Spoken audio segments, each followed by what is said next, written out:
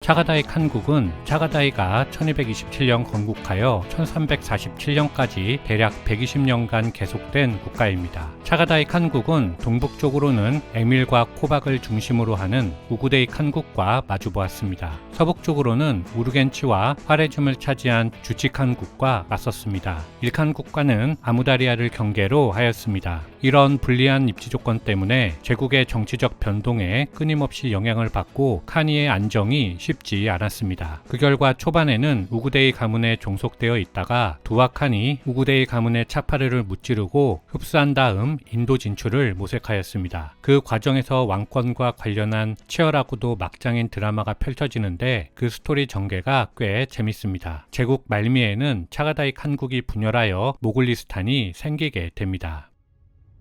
칭기스칸이 처음 분봉을 실시했을 때 차가다이의 초봉지는 이시쿠로, 바라시오, 1, 2강 일대, 탈라스 초원 일대였습니다. 하지만 서방 원정으로 제국의 영역이 확장되면서 차가다이의 주둔지는 동영지, 하영지 모두 1, 2강 유역으로 옮겨졌습니다. 수도는 알말릭이었습니다. 당시까지만 해도 카시가리아나 트란스옥시아나는 차가다이의 속령이었습니다. 건국자 차가다이는 1227년부터 1242년까지 15년간 통치하였습니다. 칭기스칸은 특별히 그를 야삭의 수호자로 임명하였습니다. 차가다이는 초창기에 어떻게 정규 국가를 세워야 하는지 잘 알지 못했습니다. 따라서 어떤 곳에서는 천자가 되고 어떤 곳에서는 술탄이 되었습니다. 북경이나 타브리즈와 같은 중심 도시도 없었습니다. 따라서 초창기 칸국을 경영한 대신들은 주로 무슬림들이었습니다. 하지만 차가다이는 야삭의 수호자로서 꾸란의 계율에 따른 세정 행위나 가축 도살 규정이 야삭에 모순되는 경우에는 이를 받아들이지 않았습니다. 차가다이는 사망할 때 전사한 큰아들 무투겐의 아들인 카라 훌레구에게 칸위를 넘겨주었습니다. 하지만 1246년 제3대 대칸이 된 구육이 칸위를 자기의 친구인 이수문케로 교체했습니다. 그런데 구육이 2년 만에 사망하였습니다. 이어서 톨루이 가문 출신인 제4대 대칸 문케가 즉위할 때 이수문케는 우구데이 가문을 지지했습니다. 따라서 문케가 대칸이 되자 자기를 지지하지 않은 이수문케를 퇴위시키고 예전의 카라 훌레구를 다시 즉위시켰습니다. 아울러 훌레구에게는 이수문케를 처형하라는 임무도 주어졌습니다. 르네 그루스에 따르면 이런 궁정 드라마를 통해 볼 때 초창기 차가다이 칸국은 국정 경험이 미숙했고 카라코룸에서 벌어지는 대칸 쟁탈전에 따라 운명이 바뀌는 속령이었을 가능성이 높다고 합니다. 카라 훌레구가 1252년 원정 도중 사망함에 따라 이수문케를 죽이라는 명령은 훌레구의 과부 오르가나에게 주어졌습니다. 이후 알구가 즉위하기 전까지 약 8년간은 오르가나 섭정체제에서 보내게 됩니다.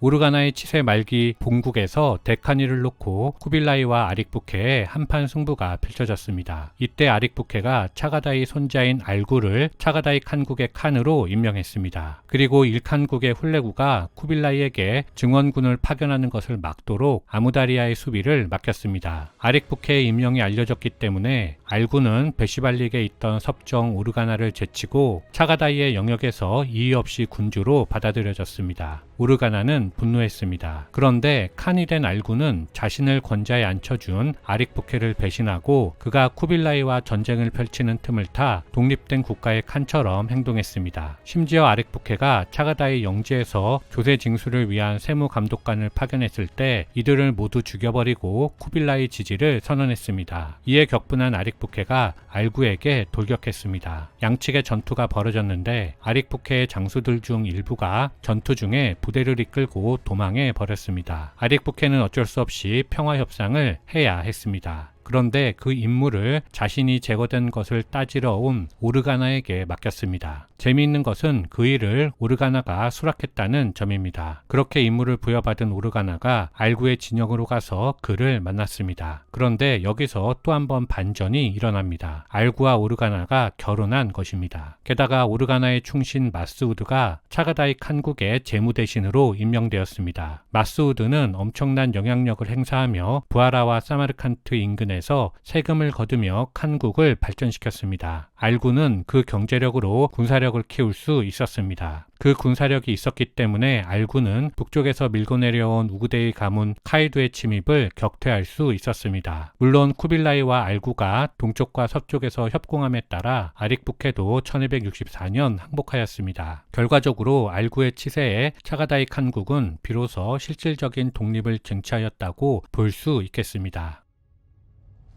1266년 알구가 사망했습니다. 쿠빌라이 임명에 의해 제6대 바라칸이 즉위했습니다. 데칸 자리를 두고 쿠빌라이와 다투던 우구데이 가문의 카이두는 바락에게 충성을 요구했습니다. 바락은 거절했습니다. 이후 아무다리아 부근에서 벌어진 초창기 전투에서 양측은 승패를 주고받았습니다. 하지만 카이두의 원래 목적은 쿠빌라이를 꺾는 것이었기 때문에 후방 안정을 위해서 바락이 트란스옥시아나를 차지하도록 내버려 두었습니다. 바락도 그 대가로 카이두가 동투르키스탄을 차지하는 것을 용인했습니다. 이후 바락은 서쪽으로 전선을 바꿔 일칸국 제2대 칸인 아바카와 대결을 펼쳤습니다. 하지만 1270년 헤라트에서 벌어진 대결에서 바락이 결정적인 패배를 당하고 부하라로 돌아와서 사망했습니다. 마스우드의 현명한 통치로 발전한 트란스옥시아나에 새롭게 즉위한 칸은 카이두에 의해 옹립된 네구베이 오굴이었습니다. 그런데 네구베이가 즉위 후 카이두를 배반하고 독립적으로 행동하자 카이두는 그를 처형하고 투카 테무르를 즉위시켰습니다. 투카 역시 바로 사망하였고 바락의 아들 두아가 제8대 칸으로 즉위하였습니다.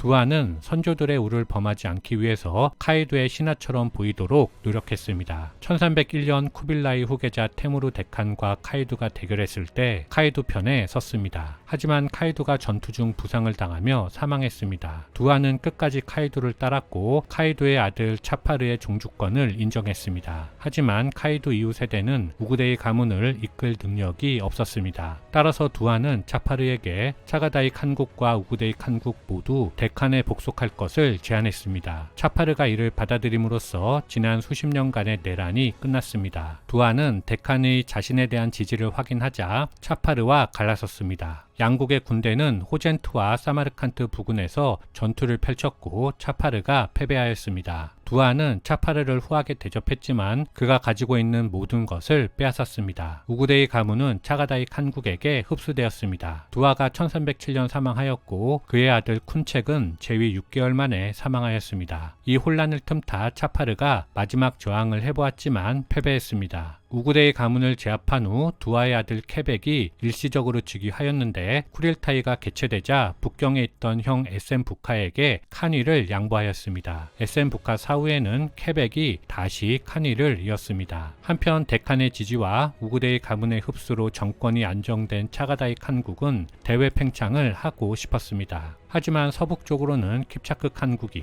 서남쪽으로는 일칸국이 굳건하게 존재했습니다. 따라서 차가다이 칸국이 목표로 정한 곳은 현 아프가니스탄과 인도 방면입니다. 동부 아프가니스탄의 차가다이 칸국의 속령이 속속 생겨났고 아제르바이잔에 있는 일칸국의 지도자들은 이 사실을 받아들일 수 없었습니다. 따라서 일칸국은 원정군을 보냈고 차가다이 가문은 트란스옥시아나로 후퇴하였습니다. 케벡은 1325년 사망하였고 이어서 그의 동생들인 엘지기데이, 두아테무르, 타르마시린이 즉위하였습니다. 엘지기데이와 두아테무르는 겨우 몇 달만 통치하였지만 타르마시린은 인도 약탈 원정을 부활시키며 약 8년간 통치하였습니다. 르네그루스에 따르면 어떤 사료는 두아가 약탈에 성공했다고 기술하고 어떤 사료는 실패하였다고 합니다. 아울러 타르마시린은 이후 이슬람으로 개종하면서 술탄 알라우딘이 되었는데 이것이 트란스옥시아나에 있는 이슬람 정주 문명에게 받아들여졌습니다. 하지만 알말릭을 중심으로 이시쿨과 이리 지역에서 전통적인 유목 생활을 하고자 했던 유목민들은 이를 받아들이지 않았습니다. 타르마시린이 야삭을 지키지 않은 것으로 간주한 유목민들이 반란을 일으켰습니다. 따라서 두아의 손자 쟁크시가 이 지역의 새로운 칸이 되었습니다. 이제 차가다이 칸국에 2명의 칸이 존재하게 되었습니다. 쟁크시가 통치하던 국가를 모글리스탄이라고 부릅니다. 차가다이 칸국의 동쪽에 있어서 동차가다이 칸국이라고도 하며 모굴 칸국이라고도 합니다. 차가다이 칸국의 마지막 칸인 카장칸이 즉위하였습니다. 모골리스탄에는 아미르 카지간이 즉위했습니다. 그는 카장칸에게 반란을 일으켰습니다. 승패를 주고받던 전투는 결국 카지간의 승리로 끝났습니다. 이제 그는 차가다이 칸국과 결별하고 차가다이 칸국의 칸위를 우구데이 가문에게 넘겼습니다. 물론 실권은 카지간이 쥐고 있었습니다. 이렇게 몽골이 건국한 차가다이 칸국이 사실상 멸망하였고 이후 칸국은 투르크인에 의해 지배되었습니다. 안녕하세요, 저스티스입니다. 페르시아 역사가 주베이니는 칭기스칸이 생전에 장남 주치에게 카얄릭에서 서쪽 러시아 방향으로 타타르의 말발굽이 닿는 곳까지 분봉해 주었다고 기록했습니다. 아마 1220년대 서방 원정이 끝났을 시점의 일일 텐데요. 주치 칸국은 그만큼 방대한 영역을 차지할 수 있는 조건을 갖춘 울루스였습니다. 이번 시간에는 주치 칸국을 주치의 둘째 아들 바투를 기준으로 파악해 보도록 하겠습니다. 칭기스칸이 죽기 6개월 전인 1227년 2월경에 장남 주치가 먼저 사망하였습니다. 따라서 칭기스칸은 사망할 때 카자흐 초원과 러시아 초원을 주치의 아들들에게 분봉했습니다. 특히 이르키즈 강을 중심으로 대도시가 많아서 공납을 많이 취할 수 있었던 우익은 차남 바투에게 넘겼습니다. 바투는 분봉받은 지역에 더해서 1236년부터 1240년대 초반까지 펼친 서방 원정을 통해 러시아 공국들에 대한 종주권을 획득하고 킵차크와 불가르 영토도 추가하였는데요. 바투의 서방 원정 경로는 보시는 것과 같습니다. 1236년 봄 장자 원정군이 출병을 개시해서 그해 가을 주치계 제왕들과 불가르에서 총 15만 명이 집결했습니다. 이듬해 모스크바 일대를 공격한 후 남하하여 휴식을 취하다가 1240년 키예프를 함락했습니다. 이어서 이듬해인 1241년에 바르샤바 근처 레그니차 전투에서 폴란드 기사단에 승리하고 남하하여 같은 해 모이 전투에서 헝가리에 승리하였습니다. 이후 보시는 것처럼 크로아티아를 통해 1242년 귀환하였습니다. 귀환 후 바투는 자신이 점령한 지역에 킵차크 칸국을 건국하고 수도를 볼가강의 사라이로 정했습니다. 주치 칸국을 골든 호르드라고 하는데 이때 골든 호르드는 바투의 칸국 또는 울루스를 말합니다. 바투가 지배한 영역은 보시는 것과 같습니다. 옛날 스키타이가 차지한 지역을 거의 다 차지했다고 보시면 되겠습니다. 라시드 아딘에 따르면 칭기스칸은 유언으로 바투에게 몽골인을 4,000명 이상 분봉하지 않았기 때문에 나머지 군대는 모두 몽골의 기치 아래 모인 킵차크, 불가르, 우구즈 등 투르크인들로 구성되었다고 합니다. 이것은 주치 칸국의 군대가 투르크적 특징이 있었음을 시사하는 것으로 주치 칸국의 전투 스타일이 전통적인 몽골의 방식과 약간 다를 수 있다는 것을 의미합니다. 반면 우익에 비해서 먹을 것이 없었던 좌익은 주치의 장남 오르다와 그 후손들이 지배했습니다. 오르다는 비록 형이지만 역할이 바투에 비해 현저히 떨어졌기 때문에 현 카자흐스탄 지역을 분봉받았습니다. 오르다의 칸국은 백장 칸국 또는 화이트 호르드로 알려져 있습니다. 우익에 비해 경제적으로 빈약했고 정치적으로도 우익에 종속적이었습니다. 좌익과 우익을 나누는 지리적인 기준은 우랄 산맥을 기준으로 그 남쪽을 좌우로 가르는 이르키즈 강과 시르다리아입니다.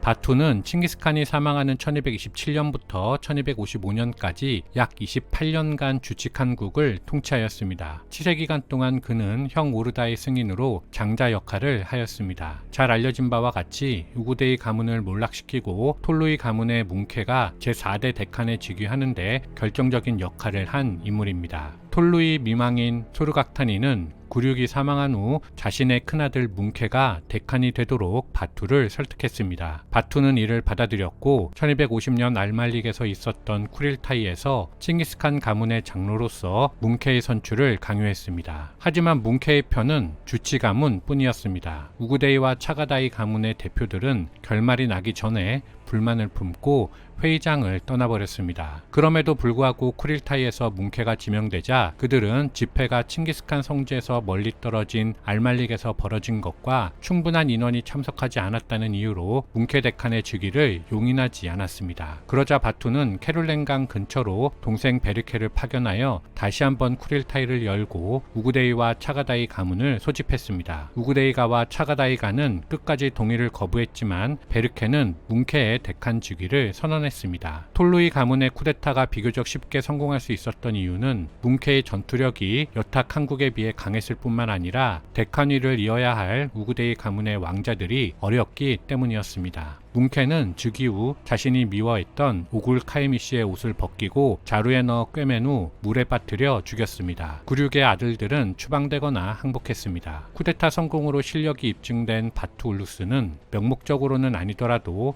실질적으로는 카한 울루스로부터 독립적으로 존재할 수 있게 되었습니다. 당시 바투는 칭기스 가문의 모든 문제에 대한 최고 중재자였습니다. 동시에 데칸 농립자로서 엄청난 지위를 누렸습니다. 하지만 1255년 바투가 사망하자 뭉케 데칸은 다시 한번 주칙한국을 옥죄었습니다. 그런데 그렇게 강력했던 뭉케 데칸마저 2년 뒤 사망하면서 카한 울루스의 제국 장악력은 다시 떨어졌습니다. 르네그루스에 따르면 뭉케가 조금 더 오래 살았다면 오치긴 왕가를 비롯해서 일칸국, 차가다이 칸국, 주칙한국 모두가 조금 더 분열되지 않고 오랜 시간 동안 통일 제국으로 남았을 것이 거의 확실하다고 합니다.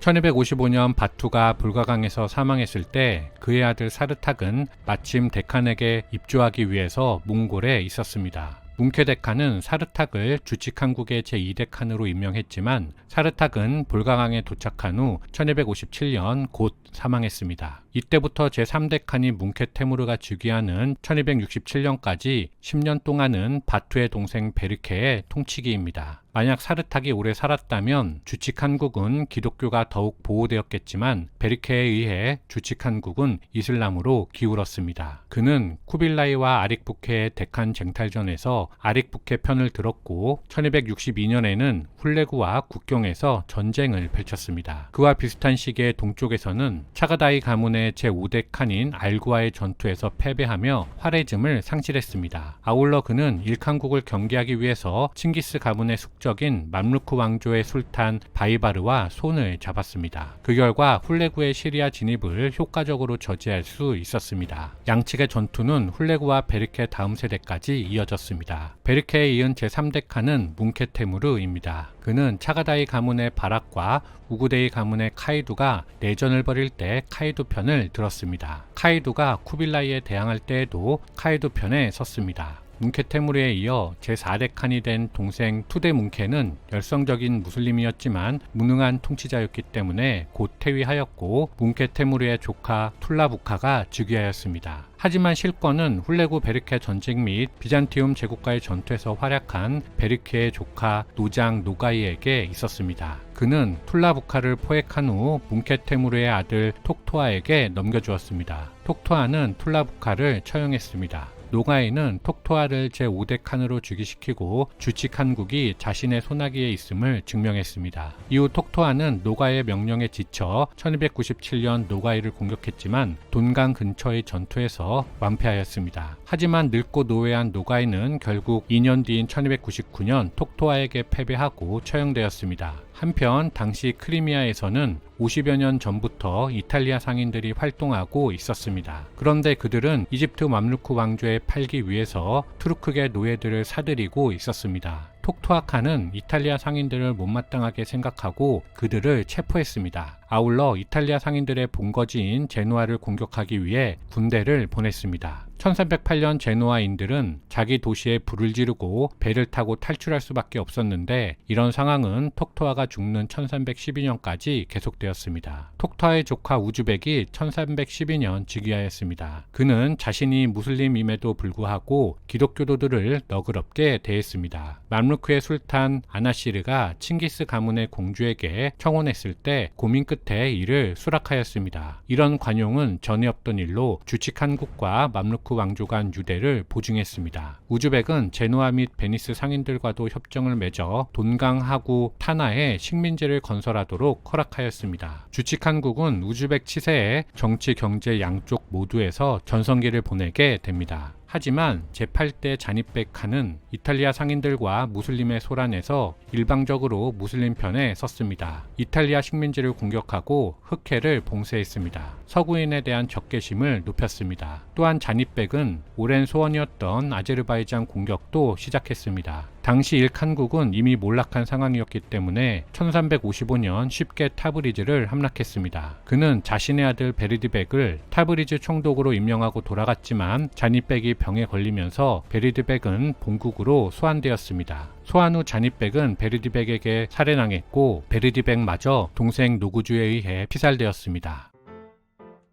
1360년경 주치칸국은 대혼란의 시기였습니다. 권신 마마이가 바로했지만 1377년 티무르의 후원을 받은 톡타미씨가 백장 칸국의 지배자가 된 뒤 마마이를 몰아내는데 성공했습니다. 이렇게 좌우익의 칸국이 통일되었습니다. 세력이 강성해진 톡타미씨가 티무르의 반기를 들었습니다. 이에 티무르가 러시아 원정을 감행하여 1395년에 이스트라한과 사라이를 파괴하였습니다. 이후 주치칸국은 쇠퇴가 가속화되어 15세기 중반부터 크리미아 칸국, 카잔 칸국, 이스트라한 칸국 등 3개의 지역 정권으로 분열하며 제국이 해체되었습니다. 안녕하세요, 저스티스입니다. 오늘은 일칸국 이야기를 해보고자 합니다. 여러분, 일칸국 하면 떠오르는 인물은 누구입니까? 누가 뭐라 해도 훌레구입니다. 훌레구를 기준으로 훌레구 이전의 페르시아와 훌레구 이후의 페르시아로 구분해서 공부하면 일칸국의 역사를 쉽게 배울 수 있습니다.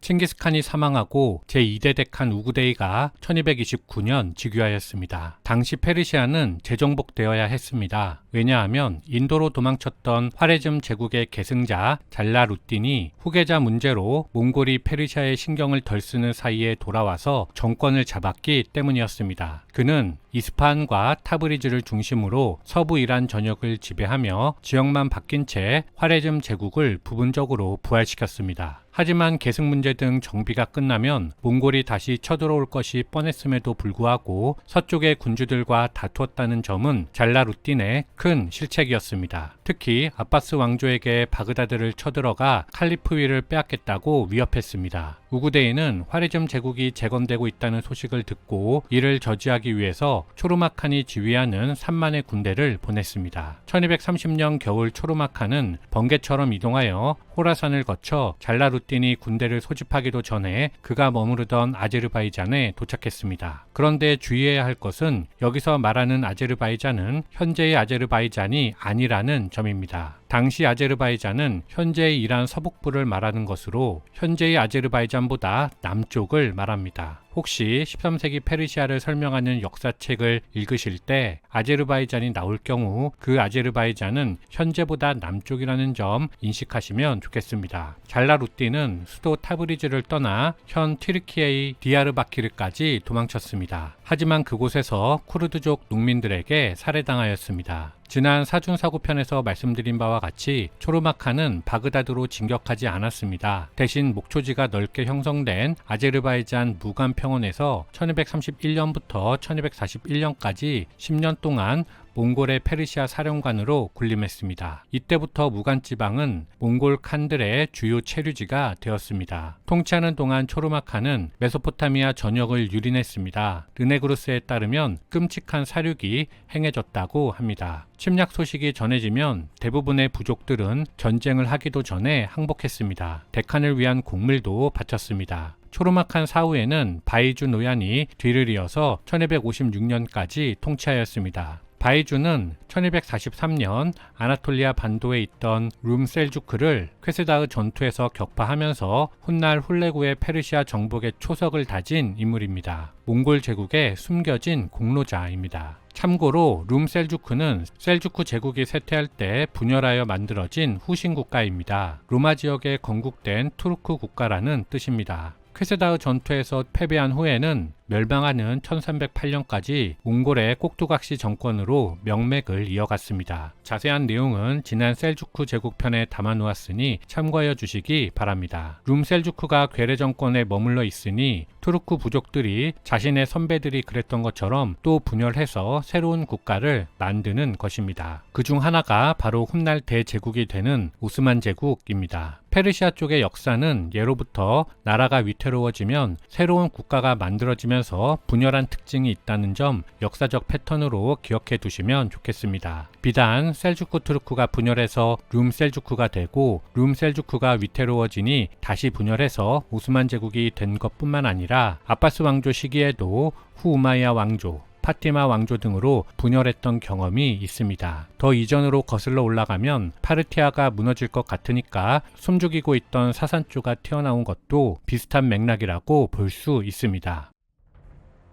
1241년 우구데이가 사망하였습니다. 데칸을 선출하기 위한 왕비들의 대결이 펼쳐졌습니다. 우구데이 섭정 투레겐에는 아들 구육을 데칸으로 올리고 싶었습니다. 톨루의 미망인 소르각타니는 자신의 장남 뭉케를 데칸으로 즉위시키고 싶었습니다. 5년간의 다툼 끝에 1246년 구육이 제3대 데칸이 되었지만 그는 2년 만에 사망하였습니다. 따라서 1251년 뭉케가 몽골 제국의 제4대 데칸에 즉위하였습니다. 우구데이가 사망하고 뭉케가 데칸에 오르는 10년간을 몽골 제국의 여성 통치기라고 합니다. 뭉케 데칸은 2년간 정비를 거쳐 1253년 쿠릴타이를 개최하고 양방향 원정을 결정했습니다. 먼저 둘째 쿠빌라이에게는 송나라 정복을 지시했습니다. 셋째 훌레구에게는 이슬람 공격을 명령했습니다. 특히 페르시아에 여전히 존재하고 있는 두 가지 핵심 권력, 즉 카스피의 남쪽 마잔다란에 있는 시아파 분파인 이스마일파와 바그다드에 있는 아바스 왕조를 반드시 파괴할 것을 명령했습니다. 바그다드가 함락되면 시리아와 이집트까지 정복할 것도 함께 명령했습니다. 이 타이밍에 르네 그루스의 책에 나와 있는 뭉케 데칸이 훌레구에게 내린 명령을 직접 읽어보도록 하겠습니다. 아무다리아의 기슭에서 이집트의 땅끝까지 칭기스칸의 관례와 관습과 법을 확립하라. 항복하여 내게 순종하는 모든 자를 친절과 호의로 대하라. 누구든지 내게 저항하는 자는 그를 굴욕 속으로 던져 넣어라. 그리고 자신과 막내 동생 아릭부케는 초원에 남아 제국을 경영하기로 했습니다. 물론 이후 뭉케는 1257년 남송 원정에 가담합니다. 이리하여 1253년부터 훌레구는 데칸의 명령을 받들어 중동 원정을 시작했습니다. 하지만 훌레구에게는 데칸으로부터 직접 분봉을 받은 군대가 없었습니다. 훌레구는 데칸의 명령에 따라 차가다이 칸국이나 주치 칸국으로부터 기병을 빌려서 원정군을 이끌고 출전했습니다. 데칸은 왜 훌레구에게 직접 몽골 기병을 분봉하지 않았을까요? 몽골과 관련된 책을 여럿 읽어봤지만 그 이유를 밝힌 책은 아직 보지 못했습니다. 따라서 그 이유를 추정해 볼 수밖에 없는데 가장 먼저 떠오르는 생각은 몽골 초원에서부터 군대를 끌고 가는 것 자체가 비효율적이었기 때문이라고 볼 수 있습니다. 몽골에서부터 출전하는 것이 아니라 차가다이 칸국이나 주치 칸국에서 출병하면 페르시아에 훨씬 빨리 도착할 수 있기 때문입니다. 그런데 바로 이 데칸의 명령은 군대를 빌려주는 칸국도 불만을 쌓았을 뿐만 아니라 결과적으로는 훌레구 군대의 정통성도 부족하게 만들었습니다. 이 사실은 훗날 끊임없이 훌레구를 괴롭히게 됩니다. 밑에서 보충하도록 하겠습니다. 훌레구는 1256년 1월 아무다리아를 건넜습니다. 그는 먼저 이스마일파를 공격하기 위해서 알라무트로 향했습니다. 이스마일파의 수령 루쿤 우딘 쿠르샤는 그해 11월 항복하였습니다. 그는 데칸에게 보내졌으나 이송 도중에 살해되었습니다. 이렇게 이슬람을 분열의 혼란 속으로 이끌던 이스마일파는 사라졌습니다. 주변을 정리한 훌레구는 자신의 칸국을 일칸국이라 불렀습니다. 지난 수도이전 편에서 말씀드린 바와 같이 일은 몽골어로 복종하는 정도의 의미가 있습니다. 그 내용은 지난 시간으로 가름하고 오늘은 다른 주장을 만나보겠습니다. 투르크어로 일이라는 말은 칸국 또는 울루스라는 뜻이기 때문에 일칸국은 칸국의 군주 정도로 해석해야 한다는 주장입니다. 무엇이 더 세련된 해석일지는 모르지만 개인적으로는 전자가 더 자연스럽지 않나 생각합니다. 그가 자신의 칸국을 복종하는 칸국이라 한 이유는 위에서 언급한 것처럼 정통성이 부족했기 때문이었습니다. 국호에 충성을 표현함으로써 데칸을 비롯한 몽골 제국의 모든 구성원으로부터 정통성을 인정받고자 했습니다. 일칸국의 제7대 칸인 가장칸이 라시다딘에게 몽골의 역사서를 편찬하게 한 이유도 일칸국의 정통성을 인정받기 위해서였다고 해석하기도 합니다. 훌레구는 결국 1257년 11월 칼리파가 있는 아바스 왕조의 핵심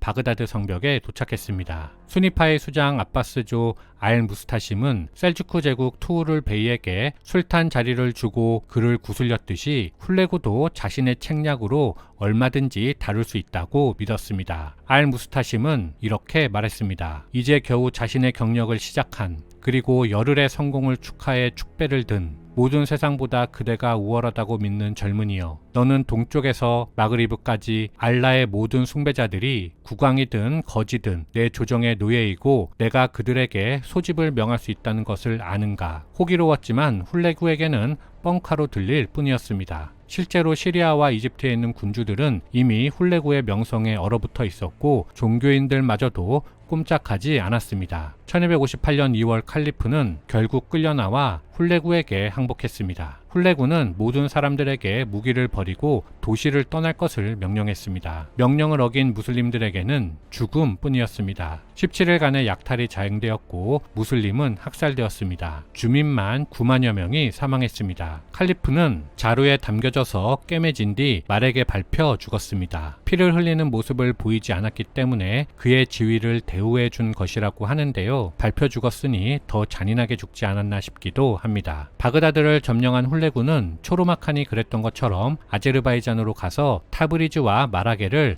왕조의 수도로 정했습니다. 이어서 시리아의 무역 거점 도시 알레포와 다마스쿠스마저 함락했습니다. 아이유브 왕조가 무너지는 과정은 지난 몽골 대 아이유브 맘루크 왕조편에 담겨져 있으니 참고하시기 바랍니다. 이제 이집트의 알렉산드리아만 점령하면 유럽과 서아시아를 잇는 무역로를 몽골이 완전히 장악할 수 있었습니다. 그러면 뭉케 데칸으로부터 받은 임무를 완수할 수 있었습니다. 당시 이집트는 13세기에 러시아 초원에서 이슬람 세계로 팔려온 노예 용병들이 건설한 맘루크 왕조가 차지하고 있었습니다. 맘루크라는 말 자체가 아랍어로 노예라는 뜻입니다. 문제는 맘루크 군대 역시 초원에서 활약하던 기병이 주력 부대였기 때문에 몽골의 전투 방식을 잘 알고 있다는 사실이었습니다. 게다가 맘루크는 오로지 군인이 되기 위해서 모병되어 훈련만 받아온 군대였습니다. 몽골군처럼 가축을 돌볼 필요가 없었습니다. 전투력에서 결코 몽골군에 뒤지지 않았습니다. 알렉산드리아 원정은 쉽지 않을 것이 뻔했습니다. 그런데 곧 큰 뉴스가 전해졌습니다. 뭉케 데칸이 남송 원정 중에 사망했다는 소식이었습니다. 아울러 형 쿠빌라이와 동생 아릭부케 간에 계승전쟁이 발생했다는 소식도 들려왔습니다. 훌레구는 알렉산드리아 원정을 부장 키트부카에게 맡기고 돌아갔습니다. 하지만 카라코름까지 가지는 않았습니다. 페르시아에 머물렀는데 귀환하던 중 생각을 바꾸어 페르시아에 머물렀던 것으로 보이는데 그 이유는 데칸 계승 전쟁을 지켜본 후 입장을 정해도 늦지 않는다고 판단했기 때문으로 추측됩니다. 어쨌든 홀로 남겨진 키트부카는 이만의 원정군을 이끌고 열심히 싸웠지만 1260년 아인잘루트 전투에서 맘루크 왕조에게 패배하였습니다. 전투 과정은 지난 몽골 대 아이유브 맘루크 왕조편을 참고해 주시기 바랍니다. 이렇게 일칸국의 서쪽 경계가 정해졌습니다. 이후 아제르바이잔에 머물던 훌레구는 자신의 영역을 지키기 위한 싸움을 시작합니다. 맘루크 왕조와 킵차크 칸국이 연합하여 훌레구에게 선전포고를 했기 때문이었습니다. 이렇게 발생한 것이 바로 1262년에 벌어진 훌레구 베르케 전쟁입니다. 그해 11월 훌레구는 코카서스 국경을 넘어 킵차크 칸국의 영역으로 진격했지만 베르케의 조카 노카이가 지휘하는 베르케군의 역습을 받아 아제르바이잔으로 퇴각하였습니다. 이후에 일칸국은 코카서스뿐만 아니라 동쪽의 아무다리아에서도 공격을 받았습니다. 훌레구는 어쩔 수 없이 몇몇 지방 왕조를 포기할 수밖에 없었습니다. 훌레구는 1265년 2월 마라게 부근에서 사망하였습니다. 훌레구의 큰아들 아바카가 칸위를 이었습니다.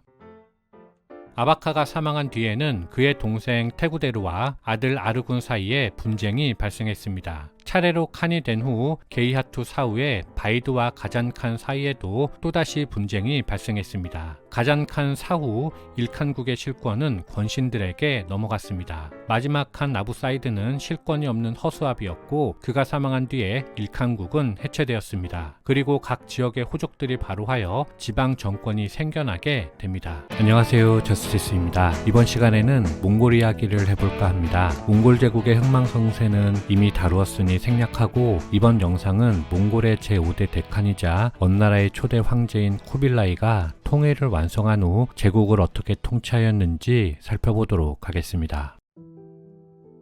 세계 최대의 제국을 건설한 쿠빌라이의 통치 방식은 기본적으로 이중 구조였습니다. 그 이유는 쿠빌라이가 중국에서는 중국 왕조를 잇는 정통 계승자로서 인정받기를 원한 반면에 중국 밖의 지역에서는 칭기스칸의 상속자로서 전 세계를 호령하는 데칸이기를 원했기 때문이었습니다. 이중 지배 구조는 광대한 제국을 경영하기 위해서 과거에 거란이 이미 시행한 정책으로 새로울 것은 없었지만 쿠빌라이는 거기에서 한 발 더 나아가 중국 안에서는 황제, 그리고 중국 밖에서는 데칸으로서 주치, 훌레구, 차가다이 울루스 등 나머지 울루스에게도 복종을 요구했습니다. 즉 쿠빌라이는 칭기스칸 사후 몽골 제국의 지역 정권을 각각 독립적인 칸국이 아니라 대몽골 울루스 내에 포함된 체제로 본 것입니다. 이 부분은 조금 어려울 수 있는데 자세한 내용은 지난 유목제국사 개관편을 참고하시기 바라며, 예를 들어 유라시아 유목제국사의 저자 르네그루스에 따르면 쿠빌라이는 아우 훌레구가 지배하는 페르시아를 그저 몽골 제국의 한 성으로, 훌레구는 자신이 파견한 고위직 총독일 뿐이라고 생각했다고 합니다. 하지만 그 대상이 중국이 되면 쿠빌라이는 태도를 바꿔서 이전 중국 왕조들의 충직한 계승자이기를 바랬습니다. 그랬기 때문에 그는 중국을 정복한 후 할아버지와는 달리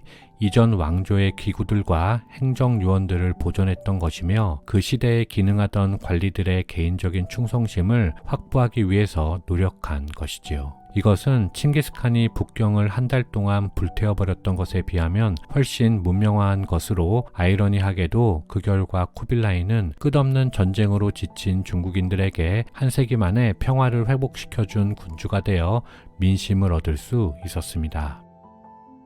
쿠빌라이 이중 지배 구조의 핵심은 바로 수도입니다. 예로부터 유목민들에게는 정주 문명이 가지고 있지 않은 한 가지 특징, 즉 계절별 수도가 있었는데, 유목민들이 정처 없이 떠돌아다니는 것이 아니라 계절별로 목적지를 두고 이동했다는 점을 감안하면 쉽게 이해할 수 있는 관습이라 할 수 있습니다. 뭉케에 이어 제5대 데칸에 즉위한 쿠빌라이도 여름 수도와 겨울 수도를 건설하고 그 사이를 오가면서 유목민과 정주민을 효과적으로 통치하기 위해서 노력했습니다. 쿠빌라이는 먼저 제국의 수도를 카라코름에서 자신의 막부가 있던 내몽골의 금련천 부근으로 옮겨서 그곳에 도성을 세웠는데, 그것이 바로 몽골 제국의 여름 수도인 상도입니다. 쿠빌라이가 몽골의 수도를 옮긴 이유는 여러 책에서 다양하게 설명하고 있지만, 뭉케의 사망 이후 각각 쿠릴타이를 열어 데칸에 즉위한 쿠빌라이와 아릭부케 중 몽골식 전통에 따라 적법한 절차를 밟은 것은 아릭부케였기 때문에 쿠빌라이로서는 아릭부케로부터 즉위의 정통성을 빼앗을 필요가 있었을 것입니다. 따라서 아예 수도를 옮겨버림으로써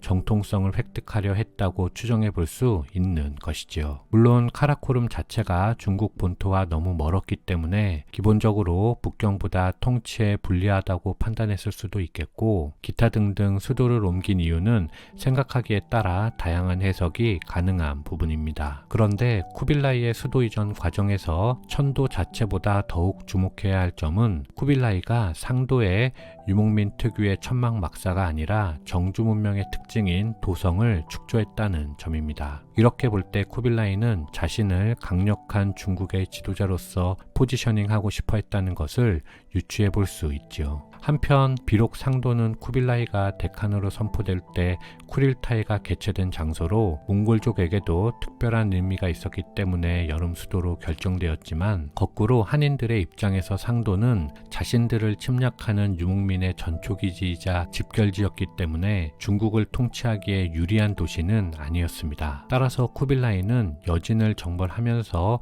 할아버지가 불살라버린 중도 부근에 새로운 도성을 건설하고 운하를 이용해서 황하를 도성과 연결시켰습니다. 그리고 그곳을 몽골 제국의 진정한 수도로 사용하였는데, 몽골인들은 그곳을 칸의 도시란 뜻의 칸발리키라고 불렀고, 한인 백성들은 그곳을 큰 수도라는 뜻으로 대도라 불렀습니다. 쿠빌라이는 무슬림 건축가들과 중앙아시아의 장인들을 데려와서 이전과 다르게 새로운 양식으로 대도를 설계하는 일을 맡겼는데, 그 결과 초원과 정주 문명의 요소가 적절히 섞인 도시가 만들어졌습니다. 이렇게 쿠빌라이는 두 개의 수도를 두고 봄이 되면 상도로 올라가서 그곳에서 여름을 지내고 가을이 되면 내려와 대도에서 겨울을 보내며 유목민과 정주민을 효과적으로 통치할 수 있었습니다. 그리고 당연히 쿠빌라이가 이동하는 상도와 대도 사이가 수도권으로서 카아눌루스, 즉 원나라의 핵심 경제권이 된 것이고 현재 중국의 수도 베이징의 출발점도 바로 이 시기가 되는 것이지요.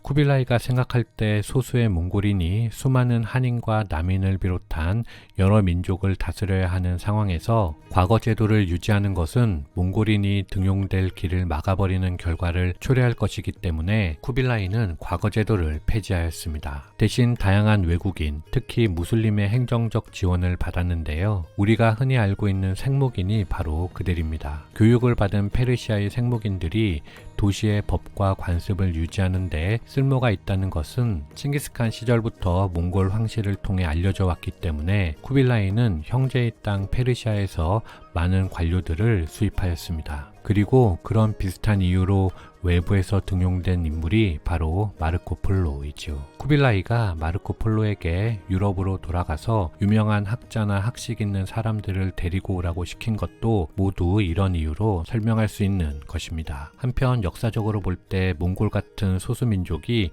한인 같은 다수민족을 다스리기 위해서는 강력한 사상적 바탕을 이용했습니다. 보통 그 역할은 종교에게 주어졌는데요. 하지만 몽골에게는 세상을 이끌 만한 강력한 종교가 없었기 때문에 다른 전략을 사용할 수밖에 없었는데 그런 이유로 쿠빌라이는 절대로 하나의 민족을 지나치게 등용하여 위험을 키우지 않았고 동시에 다른 민족 간에 서로 이간질시키는 전략도 자주 사용하였습니다. 쿠빌라이 치하에서 요리사나 통역사, 서기, 문지기 등 하층 계급이 파격적으로 승진되는 경우가 꽤 있었는데 그것은 하층에 속한 사람들이 승진하여 새롭게 관리자가 되면 자신의 민족에 대한 연결끈은 느슨해지고 그 대신에 자신을 임명한 몽골 지배자에 대한 충성심이 강해진다는 심리를 이용한 것이었습니다. 다만 다양한 민족의 사람들을 등용했다 하더라도 잠재적 위협이 컸던 한인과 남인은 적어도 추밀원이나 감찰 어사대 등 특수부서 배치에서는 제외하였습니다. 새로운 법을 만들고 시행하는 것은 유목민이나 정주민 모두에게 정통성을 확립할 수 있는 효과적인 방법이었습니다. 따라서 쿠빌라이는 칭기스칸과 마찬가지로 강력한 법전을 통해서 행정력을 확립하고자 했습니다. 그런데 쿠빌라이가 영리했던 것은 중국법 자체를 몽골법으로 대체한 것이 아니라 몽골법과 공존할 수 있도록 중국법을 개혁했다는 점이었습니다. 특히 쿠빌라이는 송나라에 가혹했던 형량을 낮춤으로써 민중의 지지를 얻어냈는데 예를 들면 중범죄 숫자를 송나라에 비해서 반으로 줄이거나 가능하면 사형도 허락하지 않았습니다. 그 결과 쿠빌라이 치세 34년 중에서 사형이 가장 많이 이루어진 해는 1283년으로 278건이었고 가장 적게 이루어진 해는 1263년에 7건이었습니다. 칭기스칸 잠든 유럽을 깨우다의 저자 잭 웨더포드에 따르면 쿠빌라이 치세의 사형 건수는 연평균으로 볼 때 21세기 초 중국이나 미국의 사형 건수보다도 적은 정도라고 하지요. 게다가 쿠빌라이의 법과 처벌 체계는 송나라보다 일관성이 있었고 상당히 온건했습니다. 대표적인 예로 중국은 예로부터 범죄자의 이마에 그 죄명을 새겨 낙인을 찍는 일이 많았는데 이미 중국 내에서는 오랜 관습이라 아예 없애지는 못하였지만 처음 두 번의 죄에는 팔에, 세 번째에는 목에 새기도록 하여 낙인 규정을 완화하였고 절대 이마에 하지는 못하게 하였습니다. 그리고 그마저도 이러한 관행이 없는 영토나 민족에게는 적용하지 않았습니다.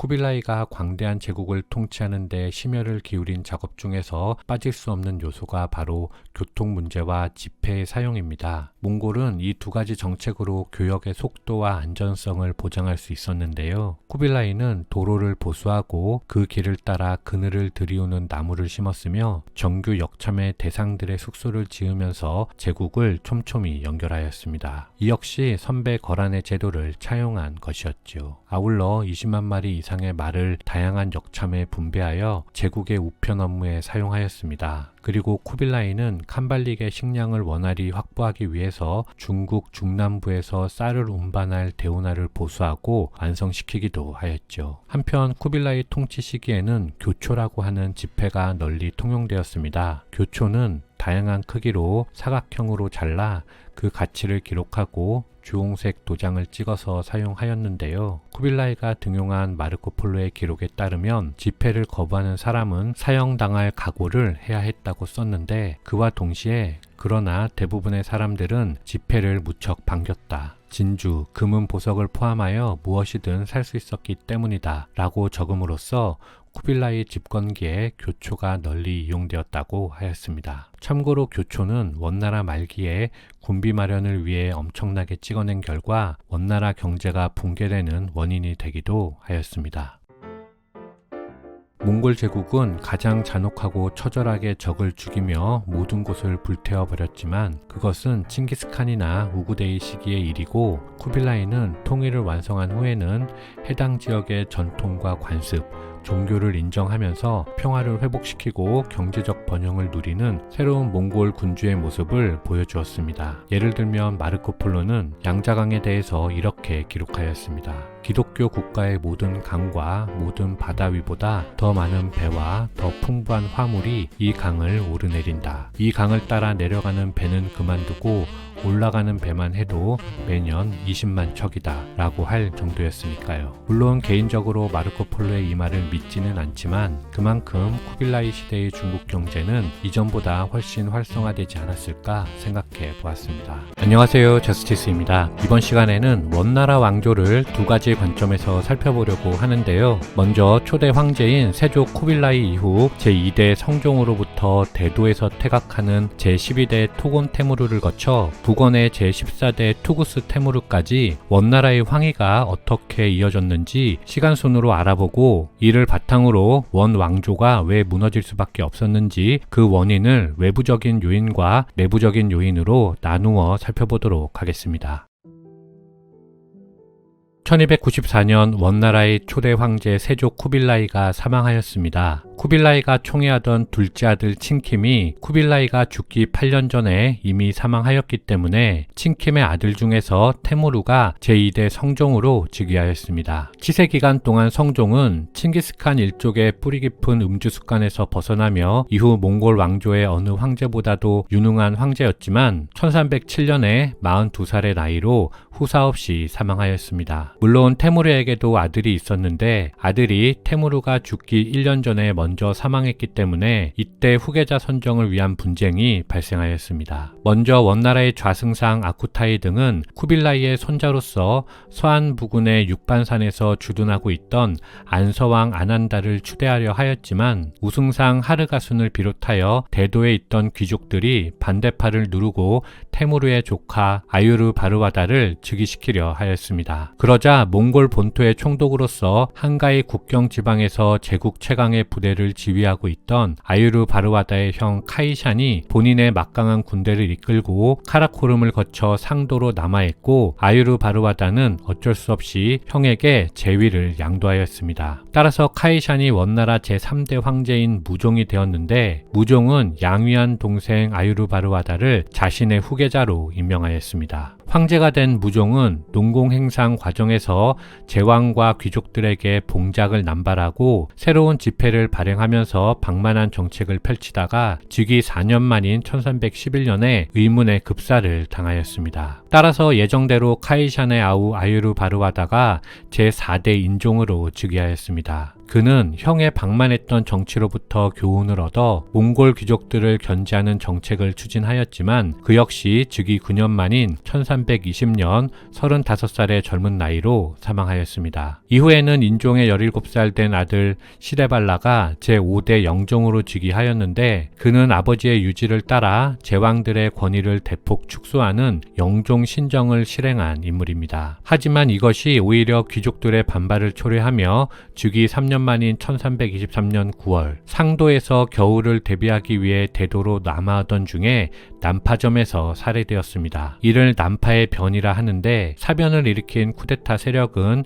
위에서 본 칭킴의 장자 칸말라의 아들인 이순 테무르를 제6대 태정제로 즉위시켰습니다. 중국 사료는 태정제를 무능하고 게으르며 사치스러운 궁정의 포로였을 뿐이라고 묘사했다고 하는데 그 역시 재위 5년 만인 1328년에 상도에서 사냥 도중 의문의 죽음을 당하였습니다. 태정제가 죽자 그의 어린 아들 아라기바가 제7대 천순제로 즉위하였습니다. 하지만 새롭게 즉위한 천순제를 지지하는 상도파와 카이샨의 아들 툭테무르를 지지하는 대도파 사이에서 곧장 내란이 발생하였습니다. 이를 양도 전쟁이라 하는데 이 전쟁에서 대도파가 승리하면서 천순제는 즉위 한 달 만에 폐위되었습니다. 참고로 폐위되어 묘호가 없기 때문에 천순제라 부르는 것인데 천순제의 아버지 태정제 역시 천순제가 폐위될 때 같이 추탈되었기 때문에 태정제도 일반적으로 자신의 묘호인 진종보다는 태정제로 알려져 있습니다. 이렇게 양도전쟁에서 승리한 툭테무르가 1328년 11월에 제8대 문종으로 즉위하였습니다. 그러나 이듬해에 툭테무르의 이복형으로 차가다이 울루스에서 망명 생활을 하던 코실라가 군대를 이끌고 남하하였고 문종이 형에게 양해함에 따라 코실라가 1329년 카라코름에서 쿠릴타이를 열고 새롭게 제9대 명종으로 즉위하였습니다. 이후 명종은 이복 동생을 만나기 위해서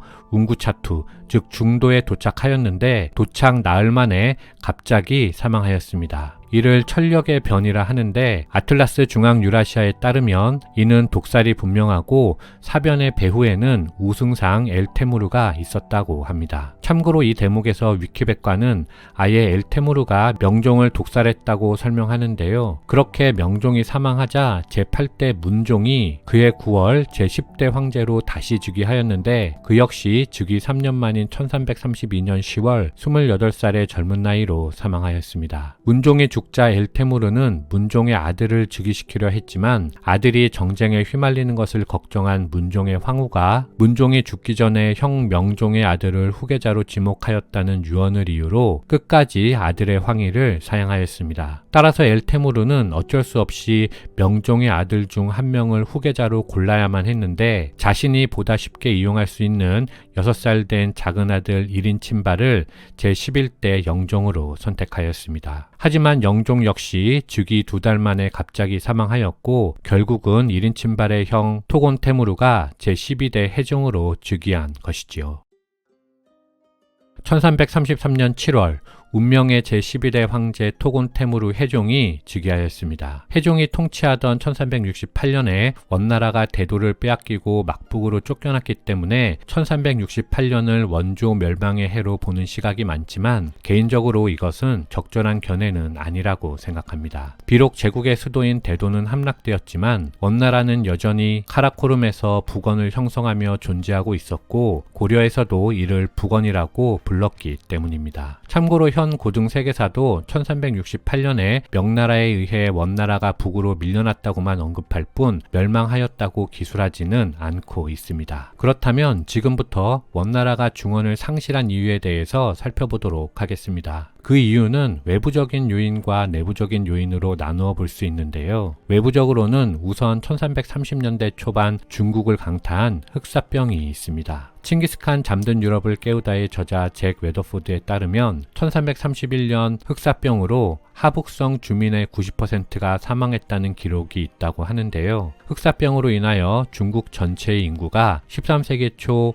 1억 2,300만에서 14세기 말에는 6,500만 명까지 약 2분의 1이 줄었다고 합니다. 그런데 여기서 중요한 점은 인구가 줄어든 것과 함께 당시 몽골 제조업의 중심이 중국 본토였기 때문에 중국에서 쏟아져 나온 엄청난 양의 물자들이 흑사병과 함께 순식간에 중앙 유라시아와 유럽으로 퍼졌다는 점이었습니다. 원래 몽골의 광활한 초원은 낮은 인구 밀도 때문에 전염병이 큰 위험은 되지 않았어야 했는데 몽골 제국이 거미줄처럼 연결해 놓은 역참이 비단과 향료뿐만 아니라 패스트까지 운반해 버린 것이었죠. 그렇게 패스트는 유럽을 고립시켰고 페르시아와 러시아에 사는 몽골인들을 중국 몽골과 차단시켰습니다. 몽골인이 소수의 정복자임에도 불구하고 자신들보다 10배나 많은 신민을 효과적으로 통치할 수 있었던 핵심 이유는 군사력이 약해진 후에도 대규모 물자를 원활히 운반하는 유통 시스템 때문이었는데, 이제 군사력은 물론 상업상 이점도 사라지게 되자 제국은 쇠퇴할 수밖에 없는 상황에 놓이게 된 것이었습니다. 잭 웨더포드는 이것이 몽골 제국이 붕괴한 기본적인 이유라고 설명합니다. 그 밖에 1340년대에 발생한 황하의 대범람이 대운하가 통과하는 하남과 강소지방 경제에 치명적 타격을 주었고, 이를 보수하는 공사에 백성들이 무리하게 동원되면서 여러 지역에서 반란이 발생하였는데, 이것도 원나라가 무너지는 외부적 요인이 되었다고 할 수 있겠습니다. 이때 반란의 선두에 선 인물이 바로 명나라를 건국하여 해종을 북으로 쫓아버린 주원장이 되겠죠. 한편 몽골 왕조가 몰락한 내부적인 요인으로는 위에서 살펴본 것처럼 쿠빌라이 이후 해종에 이르기까지 친족 간의 계속된 권력 투쟁과 그 와중에 권신들에게 휘둘린 정치를 이유로 들 수 있습니다. 유라시아 유목제국사의 저자 르네그루스에 따르면 중원의 마지막 황제 토곤 테무르가 비록 37년이라는 긴 치세를 누린 황제이지만 권신 엘 테무르에 의해서 발탁된 인물로 약하고 우유부단한 성격이었다고 합니다. 게다가 국정에는 전혀 관심이 없었을 뿐만 아니라 심지어는 남쪽에서 일어나는 한인들의 반란에도 무관심한 황제였다고 하죠. 이런 상황에서 신하들의 권력 투쟁이 발생하지 않는 것이 오히려 이상한 일이었습니다. 예를 들면 1360년에 당시 원나라에서 가장 유능했던 장군으로 개봉을 재점령한 차간 테무르와 대동 총독 볼로드 테무르가 태원에 총독직을 두고 각각 진격하여 내란 직전까지 간 적이 있었는데요. 3년이 지나 원나라가 남중국을 잃어버린 상황이 되자 볼로드 테무르가 차간 테무르의 후계자로 당시 태원을 차지하고 있던 쿠쿠 테무르로부터 태원을 빼앗기 위하여 실제로 공격을 감행하였습니다. 그러자 해종의 황태자 아유시리다라가 반기를 들고 쿠쿠 테무르에게 볼로드 테무르를 제거하도록 명령하였습니다. 이에 1364년 볼로드 테무르는 오히려 대도에 입성하여 해종에게 자신을 정군 총사령관으로 임명하라며 협박하기에 이르렀습니다. 겁을 먹은 아유시리다라는 대원에 있던 쿠쿠 테무르의 군대로 도망쳤는데, 이후 볼로드가 태원을 공격하는 데 실패함에 따라 1365년 암살당하며 내란이 종결되었습니다. 한편 이렇게 몽골 조정과 귀족들이 서로 내란을 벌이고 있는 모습은 남부 한인들에게 이 혼란을 적절히 이용하면 외세를 제거하고 나라를 되찾을 수 있다는 희망을 주기에 충분했습니다. 따라서 1368년 8월 남중국을 차지한 주원장은 남경을 떠나 북상하였고, 해종과 황태자는 대도를 버리고 상도로 향하였습니다. 하지만 명의 명장 서달의 추격으로 원 황실은 상도마저 잃어버리고 시라무렌 강가에 있는 응창으로 달아났으며, 해종은 1370년 5월 그곳에서 사망하였죠. 해종이 사망한 후에는 황태자 아유시리다라가 응창에서 제13대 소종으로 즉위하였습니다. 소종은 토곤 테무르와 고려 기황후 사이에서 태어난 아들로 알려진 인물인데요. 어쨌든 즉위 후 소종은 1373년 일시적으로 만리장성 이남을 회복하며 산서성 북부까지 진격하기도 하였지만 중원을 차지하지 못하고 결국 1378년 카라코름에서 사망하였습니다. 그리고 소종의 이복동생 투구스 테무르가 사실상 원나라의 마지막 제14대 황제로 즉위하였고, 1388년 같은 보르지긴 씨족 출신의 이수데르와 오이라트 연합군의 매복에 사로잡혀 암살당할 때까지 10년간 치세하였습니다. 위키백과에 따르면 이수데르는 투구스 테무르를 제거하고 즉위한 후 스스로를 대원 황제가 아닌 칸으로만 호칭하였다고 하는데요. 이를 국호 폐지설이라고 하고, 반대로 명나라가 이수데르의 쿠데타 시점을 원나라의 멸망 시점으로 판단하는 것을 단절설이라고 설명합니다. 아울러 명조가 시작된 후에도 오이라트의 에센타이시나 다양칸 등이 원나라의 국호를 사용했다고 설명하고 있기 때문에 원나라의 멸망 시점은 관점에 따라 1368년이나 1388년 또는 그 이후로도 주장할 수 있을 것입니다. 개인적으로는 이 영상에 소개된 황제들까지가 원나라의 역사라고 생각하지만 말이죠. 역사상 가장 광대한 영토를 다스렸던 원나라는 1271년 건국한 후 약 120년 동안 지속된 제국이었습니다. 개인적으로 원나라의 전성기는 제2대 성종 때 이미 지나갔고, 그 이후로는 쇠퇴와 혼란의 역사라고 생각합니다. 통일 후 평화에서 오는 안락함은 몽골인 특유의 강인한 군사력을 잃게 하였고, 흑사병의 창궐과 황하의 범람은 몽골 제국의 교통망을 붕괴시키며 경제적 이점을 상실케 하고 혼란을 가중하였습니다. 그런 상황에서 조정은 위기를 타개하기 위하여 백성을 더욱 핍박하고 부정부패를 일삼았으며, 통치자는 국정에 관심이 없으니 반란이 일어날 수밖에 없었습니다. 안녕하세요, 제스티스입니다. 차가다이 칸국은 이제 트란스옥시아나와 이시쿨 지역의 모글리스탄으로 분열하였습니다. 치열한 권력 다툼이 벌어지던 찰나 1336년 캐쉬라는 곳에서 훗날 제국을 건설하는 티무르가 태어났습니다. 그는 강호의 혼란을 틈타 조금씩 자신의 영역을 넓히며 야욕을 키워갔습니다. 물론 그 도중에 굴욕도 겪게 됩니다. 이번 시간은 티무르의 성장 과정을 중심으로 차가다이 영지의 14세기 역사를 알아보도록 하겠습니다. 차가다이 칸국의 마지막 칸은 카잔 칸이었고, 그의 수도는 카르시였습니다. 그는 자신을 즉위시킨 투르크 귀족 사회의 불복종을 진압한 폭군이었습니다. 투르크 사회는 불만이 쌓여갔습니다. 그런데 이때 투르크 귀족 사회를 이끌던 인물이 바로 지난 시간 말씀드린 아미르 카지간입니다. 아미르 카지간은 오늘날의 카바디안 지역을 본거지로 카잔 칸에게 반기를 들었습니다. 막상막하의 전투는 결국 카지간의 승리로 끝났고, 카잔 칸은 살해되었습니다. 이후 카지간은 우구데이 후손들을 꼭두각시로 하여 트란스옥시아나의 주인이 되었습니다. 이제 패권은 투르크인에게 넘어갔습니다. 카지간은 치세기간 동안 아무다리아를 넘어 페르시아 지방에서도 패권을 획득하며 이 지역의 투르크 패권을 재확인하였습니다. 카지간은 1357년 암살되었는데, 그의 아들 미르자 압둘라는 카지간의 왕권을 이어나갈 능력이 없었습니다. 그 결과 압둘라가 여러 귀족들의 미움을 사면서 처형되었습니다. 이제 무정부 상태가 된 트란스옥시아나에 칭기스 가문이 중흥할 수 있는 기회가 마련되었습니다.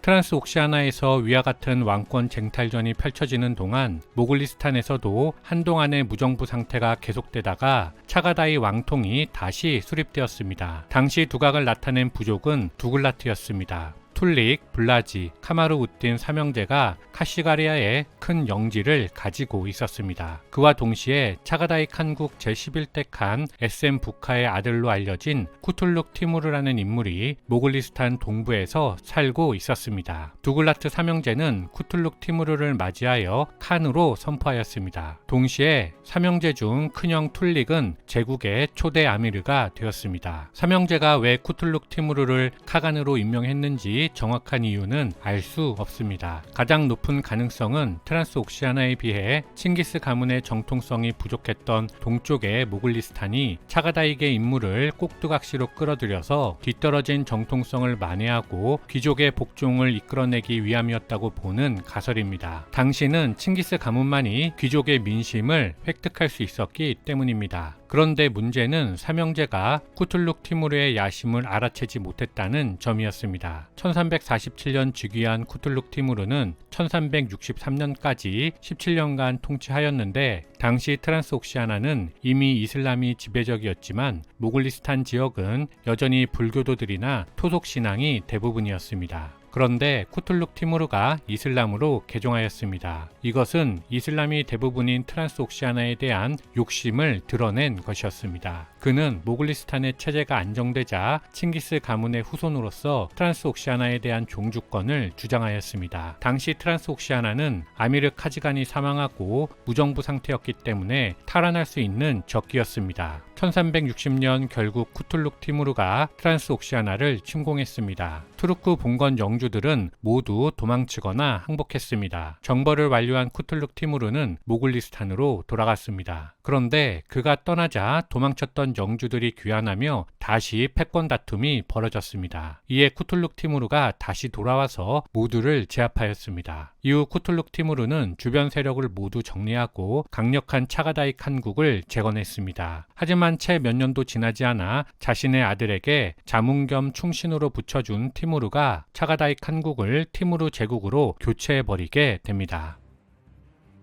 티무르는 1336년 사마르칸트 남쪽 캐쉬에서 당시 투르크 봉건 영주인 바를라스 씨족의 귀족 가문에서 태어났습니다. 본인은 칭기스칸의 후예라고 하지만 르네그루스에 따르면 그는 투르크인입니다. 당시 캐시는 위에서 말씀드린 것처럼 명목상은 차가다이 칸국에 속해 있지만 사실상은 투르크 영주들이 각자 자신의 영지를 관리하던 상황이었습니다. 쿠툴룩 티무르가 쳐들어왔을 때 바를라스 시족은 패배를 직감하고 후라산 지역으로 도망쳤습니다. 그런데 그 중에서 용감했던 약관의 티무르는 같이 도망치지 않고 바를라스 시족의 수령이 되기 위한 방법으로 쿠툴룩 티무르에게 충성을 맹세하는 선택을 하였습니다. 쿠툴룩 티무르는 이용 가치가 높은 젊은 티무르의 충성을 크게 기뻐하며 캐시에 대한 영유권을 인정해 주었습니다. 이후 쿠툴룩 티무르가 돌아간 것인데 다른 영주들이 귀환했던 것처럼 바를라스 시족의 수장인 숙부 핫지 바를라스도 후라산 지역에서 돌아왔습니다. 티무르는 굴하지 않고 맞서 싸웠지만 원래 이 지역 병사들은 핫지 바를라스의 병사들이었기 때문에 그들이 바를라스 편에 가담했습니다. 티무르는 자신의 행동에 대해 숙부에게 사과했고 핫지 바를라스는 티무르를 용서했습니다. 그런데 돌아갔던 쿠툴룩 티무르가 돌아오면서 상황은 다시 티무르에게 유리해졌습니다. 투르크의 모든 영주들이 쿠툴룩 티무르에게 항복했는데 핫지 바를라스는 다시 후라산으로 도망쳤습니다. 하지만 이번에는 쿠툴룩이 끝까지 그를 쫓았고 결국 암살되었습니다. 이제 티무르는 명실상부한 캐시의 영주이자 바를라스 시족의 수장으로서 독자적인 세력을 확보하게 되었습니다. 이렇게 볼 때 티무르는 용기가 있는 인물이었지만 특히 운이 참 좋았던 것을 알 수 있습니다. 티무르가 태어날 때부터 강자가 아니었다는 점 확인하고 넘어가도록 하겠습니다.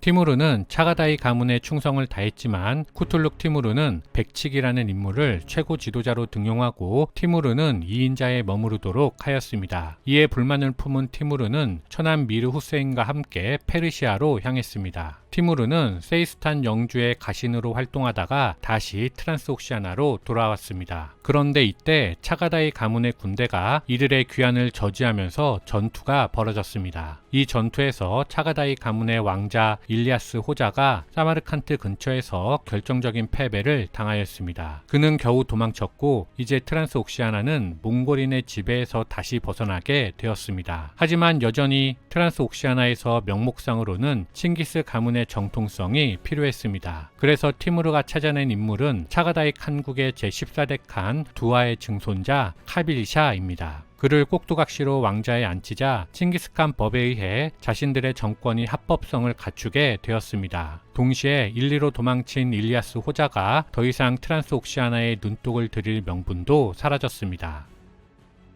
티무르와 처남 미르 후세인은 완전히 트란스옥시아나를 해방시켰지만 권력은 아버지와도 나눌 수 없는 법이므로 양도 체제가 오래가지는 않았습니다. 당시 전력은 아프가니스탄을 거느린 후세인이 사마르칸트와 캐시를 거느린 티무르보다 강력했습니다. 후세인은 최고 귀족들에게도 세금을 거두며 군주로 군림했습니다. 반면 티무르는 최고 귀족들을 자기 편으로 끌어들이기 위해서 자기의 호주머니를 털어야 했습니다. 그러던 중 티무르 아내의 죽음이 두 사람을 완전히 갈라놓았습니다. 아내의 죽음으로 더 이상 함께할 필요가 없어진 두 사람이 전투를 시작했습니다. 전투는 예상대로 후세인이 우세했고 티무르는 사마르칸트를 빼앗기고 후라산으로 도망쳤습니다. 그곳에서 협객으로 활동하던 티무르는 모글리스탄 지역의 몽골인들과 협약을 맺고 복수를 다짐한 뒤 다시 사마르칸트로 향했습니다. 결국 티무르는 후세인에게서 트란스옥시아나의 지배권을 되찾았습니다. 그런데 이 과정에서 자신을 위해 활약해준 몽골인들을 몰아낼 방법이 필요했습니다. 이때 후세인이 티무르에게 다시 한번 협상을 제안했습니다.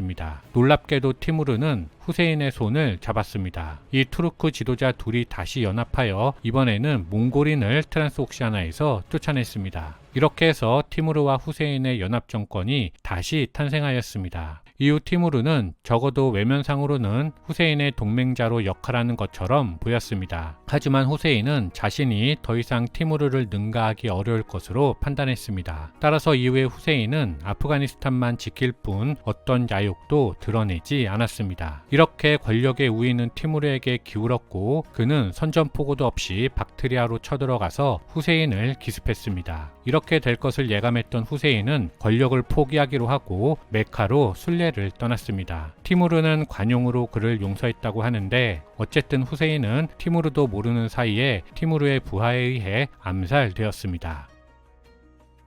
티무르가 34세가 되던 1370년에 그는 바르에서 스스로 칭기스칸과 차가다이의 후예이면서 계승자임을 선포했습니다. 하지만 당시 그에 대한 칭호는 정해지지 않았습니다. 르네그루스에 따르면 1388년이 되어서야 겨우 술탄이라는 칭호를 취하였다고 합니다. 참고로 위키백과는 티무르는 본인을 아미르, 즉 2인자라고 표현했다고 설명하고 있습니다. 그는 스스로 칸이 되려고도 했지만 트란스옥시아나의 귀족들로부터 복종심을 확보하기 위해서는 정통성을 인정하고 그 뒤에서 실권을 휘두르는 것이 더 낫다고 판단했습니다. 이것이 티무르가 결국 칸이라는 칭호를 사용하지 않은 이유입니다. 대신 칭기스 일족을 계속해서 명목상 칸으로 등용하였습니다. 다만 일정 시간이 지나면 칸의 죽음을 유도함으로써 명목상 권력이 실질적 권력으로 전환되는 것을 사전에 막았습니다.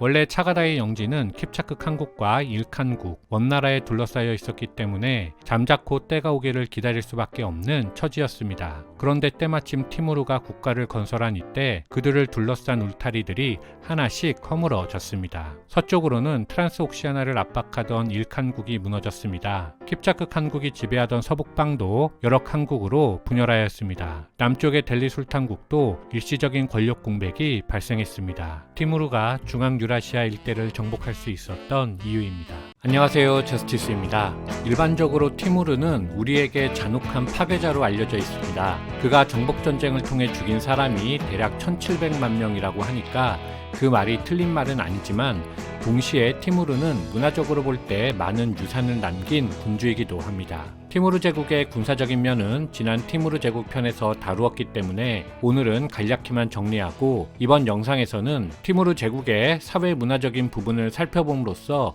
티무르 제국을 한 발 더 깊게 이해해보는 시간을 가져보도록 하겠습니다. 여러분 오늘도 좋아요 꾹 눌러주시면서 시작하도록 하겠습니다. 티무르는 1336년에 당시 차가타이 칸국에 속한 사마르칸트 남동쪽 캐시 일대에서 차가타이 칸국의 신민으로 살아가던 바를라스족 수령의 후손으로 태어났습니다. 바를라스족은 카자흐스탄 일대에 정착해서 언어적으로는 투르크화하고 종교적으로는 이슬람을 믿던 사람들이었는데요. 위키백과에서는 티무르의 주장이 맞다는 전제하에 그의 북의 조상이 칭기스칸과 혈족일 것이라고 설명하고 있습니다. 반면 제가 읽은 책에서는 모계 쪽이 칭기스칸과 관계 있다고 간략히만 설명하고 있는데요. 따라서 티무르의 혈통은 정확하게 알려진 것은 아니라고 볼 수 있는데 이와 관련하여서는 티무르가 자신의 혈통이 칭기스칸과 관계 있다고 주장하면서 정복 사업의 명분으로 삼았다 정도만 파악하고 넘어가도록 하겠습니다. 다음으로 그의 이름을 살펴보면 티무르는 강철을 뜻하는 투르크어, 테무르의 페르시아어이며 전투 중 부상을 입어 다리를 절었기 때문에 페르시아어로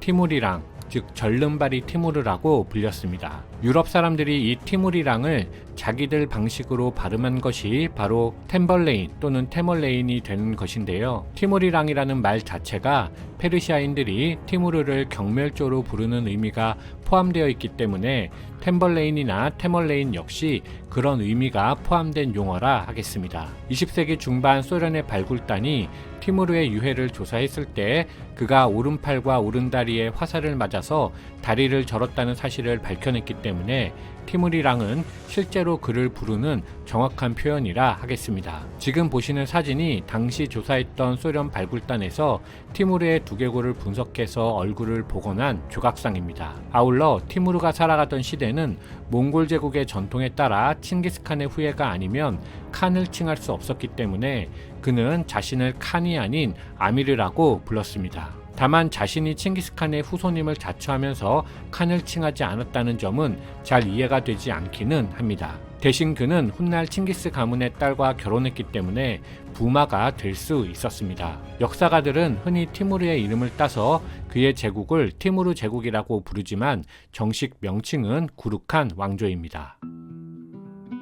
14세기 중반 페르시아를 비롯한 중앙아시아 일대는 흑사병 등 여러 이유로 몽골 제국이 공중 분해되고 중소 왕조들이 난립한 상황이었습니다. 난세의 영웅이 나타나는 법. 티무르는 20대에 이미 자신의 출신지인 캐시 지역을 평정하며 중앙아시아 일대에 자신의 제국을 만들 수 있는 기틀을 마련하였습니다. 그의 정복전쟁은 지난 티무르 제국편에서 말씀드린 바와 같이 대략 3단계로 나눌 수 있는데요. 자세한 내용은 티무르 제국편을 참고하여 주시고 간략히만 요약해보면 제1단계는 30대 시절로 이 시기는 자신의 출신지 일대를 정복하는 시기입니다. 대략 이렇게 사마르칸트 일대라고 보시면 되겠습니다. 다음 제2단계는 40, 50대 시절로 이 시기에는 헤라트를 비롯하여 좀 더 서쪽으로 진출하고 남쪽으로도 진출하여 인도 델리까지 정복한 시기입니다. 마지막으로 제3단계는 60대로 이때는 아나톨리아 반도까지 진출하여 오스만 제국의 강자 일드름 바예지드 1세까지 제압하는 시기입니다.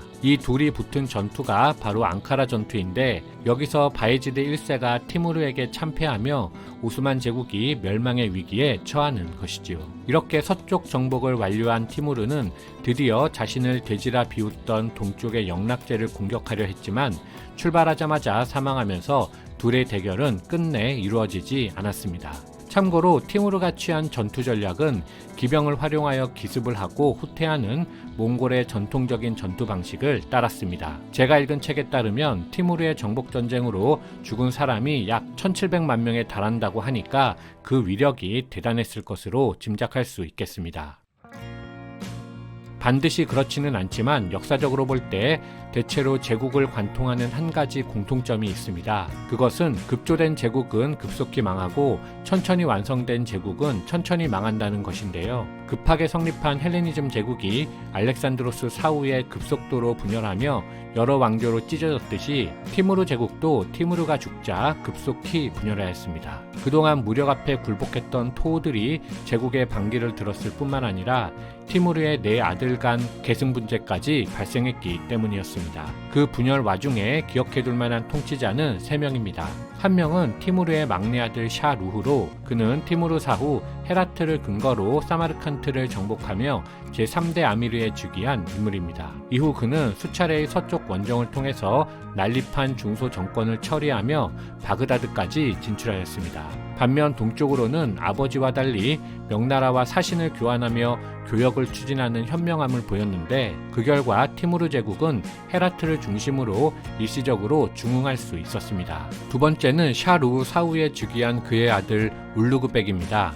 울루그백은 위대한 통치자쯤으로 해석할 수 있는데 사마르칸트를 중심으로 티무르 제국의 문화적 황금기를 이끈 인물입니다. 하지만 재위 2년 만에 아들에게 살해되는 비운을 맞이하였고 이런 자중질환이 티무르 가문을 또다시 내전으로 이끌면서 더 이상 제국의 분열을 막을 수 없게 만들었습니다. 그 결과 15세기 후반에는 사마르칸트와 헤라트의 두 정권만 남게 되었고 16세기 초에는 지난 시간에 소개해드린 이란 시아파 사파비 제국에게 제국 서쪽 대부분의 지역을 빼앗겼습니다. 아울러 결국 16세기 초에 우즈벡인 무함마드 샤이바니에 의해 사마르칸트와 헤라트까지 빼앗기며 멸망하는 것이죠. 샤이바니는 이후 부하라까지 점령하면서 부하라汗국을 건설하였습니다. 그리고 마지막으로 기억해야 할 인물이 바로 권력 투쟁에서 밀린 후 인도 북부로 진출하여 무굴 제국을 건설하는 바부르 가문이죠. 즉 티무르 제국의 후신은 무굴 제국이 되는 것입니다. 무굴 제국의 흥망성쇠는 지난 무굴 제국 편을 참고하여 주시기 바랍니다.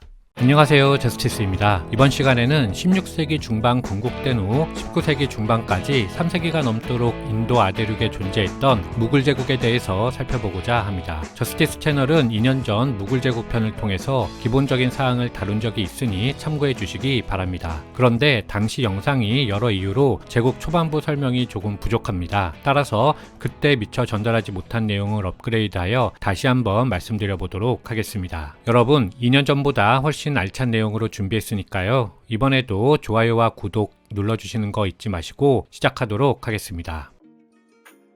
무굴 제국 이전에도 인도에는 이미 수백 년간 크고 작은 이슬람 왕국들이 있어 왔습니다. 그 중에서 무굴 제국 이전에 인도에서 기억해야 하는 이슬람 왕조는 13세기 초 건국된 델리 술탄국입니다. 델리 술탄국은 5개 왕조로 이어지기 때문에 델리 술탄 시대라고도 부릅니다. 첫 번째 왕조는 티르크족 노예 장군 출신 우딘 아이바크가 인도 북부를 장악하고 델리를 중심으로 1206년에 건국한 맘루크 왕조입니다. 그런데 주의해야 할 것은 1250년에 이집트에서도 맘루크 왕조가 건국된다는 점인데요. 이집트 맘루크 왕조와 인도 맘루크 왕조는 다르다는 점 확인하고 넘어가도록 하겠습니다. 맘루크 왕조 이후 델리 술탄국은 할지 왕조, 투글루크 왕조, 사이드 왕조에 이어서 1451년부터 로디 왕조가 정권을 잡고 있었습니다. 바로 이 로디 왕조 시기에 티무르의 후손 바부르가 카불에서 눈 높인 힌두쿠시를 넘어 인도로 쳐들어가는 것입니다. 따라서 바부르가 인도로 진군했을 때 그를 상대한 것은 힌두교인이 아니라 같은 무슬림이었다는 점 한 가지 포인트로 짚고 넘어가도록 하겠습니다.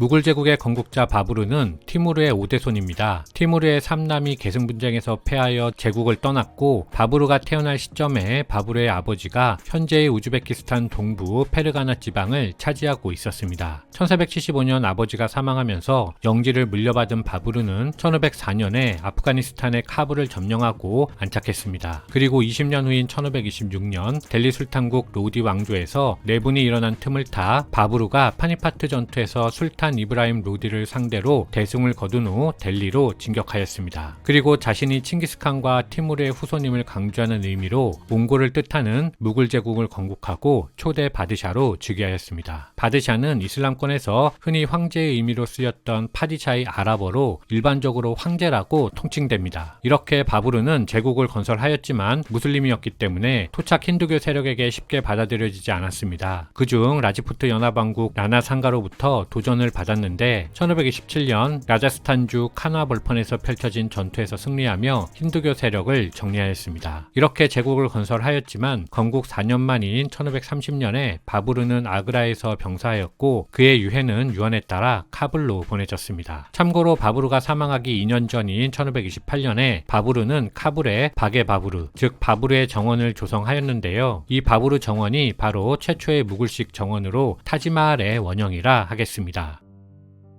1530년 바부르가 사망하자 아들 후마윤이 제2대 바드샤로 즉위하였습니다. 그런데 보시는 바와 같이 후마윤은 통치기간이 2기입니다. 제1기 10년간의 치세는 22살로 즉위한 후에 힌두교 세력과 아프간계 무슬림들에 의해 시달리며 이리저리 쫓겨다니던 시기로 결국 후마윤은 사파비 왕조가 통치하는 이란 지역으로 도망칠 수밖에 없었습니다. 제2기는 사파비의 비호 아래 기회를 노리다가 그들의 도움을 받아서 1555년 델리와 아그라를 회복한 시기인데 후마윤은 이렇게 제국을 위기에서 벗어나게 만들었지만 사고로 곧 사망하였습니다.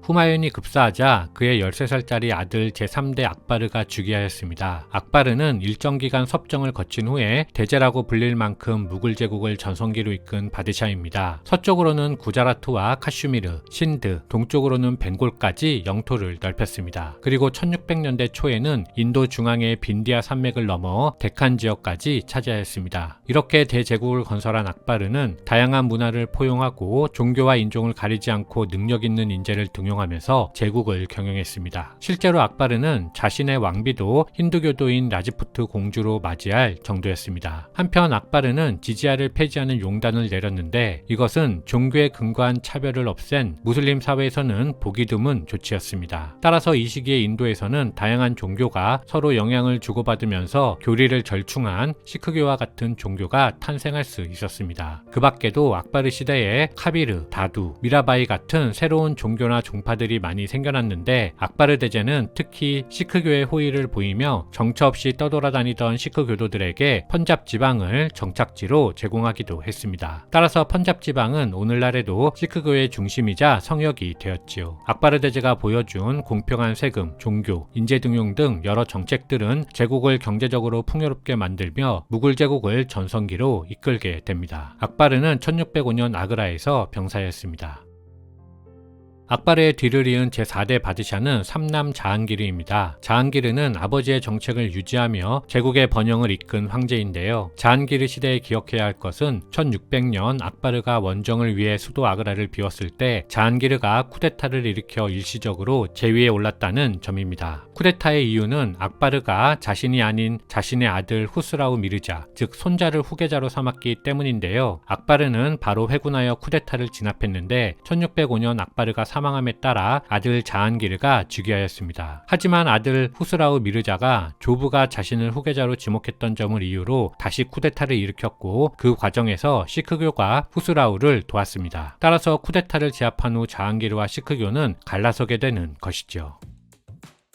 1627년 자한기르가 사망하였고 치열한 후계자 다툼 끝에 삼남 샤자한이 1628년 제5대 바드샤로 즉위하였습니다. 샤자한 역시 선대 왕들의 정책을 이어가며 제국의 번영을 이끈 황제입니다. 당시 무굴 제국의 보병은 90만이 넘었고 기병은 20만 명에 이를 정도였으며 정복지가 넓어지면서 연간 세입이 악바르 시절의 2배가 달할 정도로 군사력과 경제력이 절정에 달한 시기였습니다. 당시 무굴 제국에는 인구 20만이 넘는 대도시가 9개에 달했는데 유럽에서 이에 버금가는 도시는 런던, 파리, 나폴리 정도밖에 없었기 때문에 무굴 제국은 이 시기에 엄청난 강국이었다고 하겠습니다. 따라서 그의 치세 동안 세계 역사에 남을 만한 건축물이 많이 지어졌는데요. 타지마할뿐만 아니라 자신의 이름을 딴 샤자하나바드, 레드포트로 불리는 랄킬라, 이슬람 사원, 자마 마스지드, 아그라성 등 무수히 많은 아름다운 건축물들이 샤자한 시기에 건축되었습니다. 하지만 그는 이런 대공사에 엄청난 재정과 인력을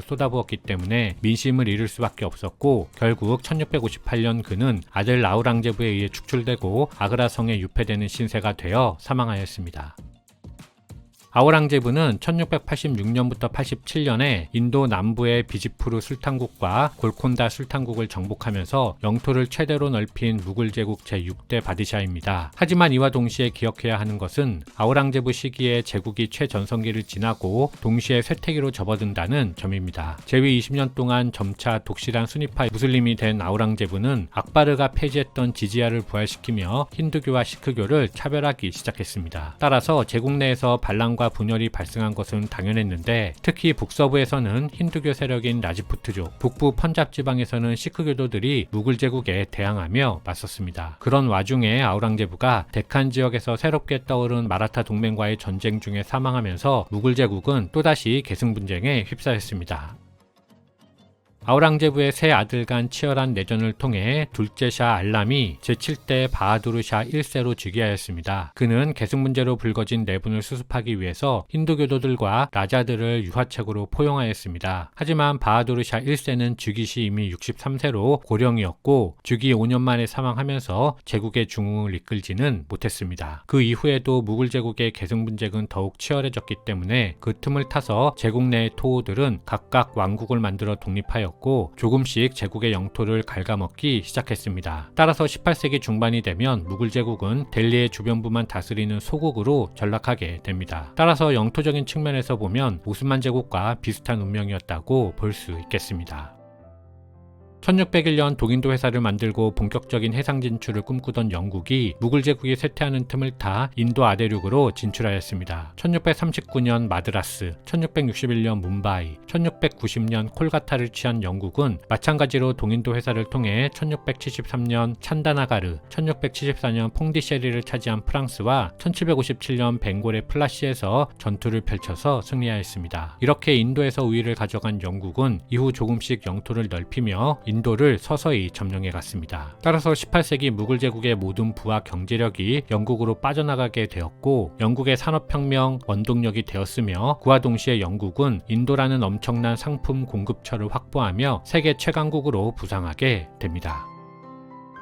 그런데 1857년 영국은 자신들이 고용한 인도인 용병 세포이들로부터 저항을 받기 시작했습니다. 세포이는 용병을 뜻하는 페르시아어인데 세포이 항쟁은 그들에게 소기름과 돼지기름을 바른 탄약통이 지급되면서 시작되었습니다. 당시는 총에 총알을 장전하기 위해서는 탄약통을 입에 물어야 했는데 여기에 소와 돼지기름을 발라놓은 것을 세포이들은 받아들일 수 없었던 것이었죠. 영국은 집총을 거부하는 세포이들에게 가혹한 처벌을 가하였고 이에 동료 세포이들 사람들이 분노하면서 투쟁은 걷잡을 수 없이 인도 전역으로 퍼져나갔습니다. 그러자 제20대 바드샤 바하두르샤 2세가 투쟁을 지원하였는데 영국 정부가 직접 군대를 파견하여 델리를 점령하고 바하두르샤 2세를 폐위하고 추방해버리면서 세포의 항쟁은 진압되었습니다. 그리고 영국은 항쟁에 가담했는지 안 했는지를 따지지 않고 인도인 전체를 가혹하게 처벌하면서 다시는 반란이 일어나지 않도록 보복하였습니다. 이렇게 330년간 이어져온 무굴 제국은 역사 속으로 사라지게 되는 것이지요. 영국의 침략과 제국의 멸망 챕터는 지난 영상과 중복되어 꽤 압축하였는데요. 이 부분은 2년 전 영상에 보다 자세히 설명되어 있으니 참고해 주시기 바랍니다. 이상 마치겠습니다. 감사합니다.